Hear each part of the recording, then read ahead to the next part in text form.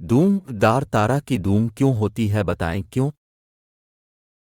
دوم دار تارا کی دوم آگ دار نہیں ہوتی بلکہ گیسی ہوتی ہے۔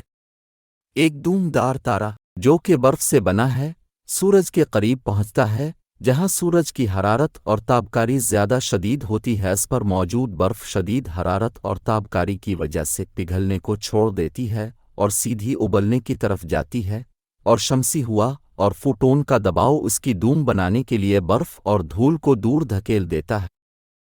دوم دار تارا کی دوم لاکھوں کلومیٹر تک پھیل سکتی ہے،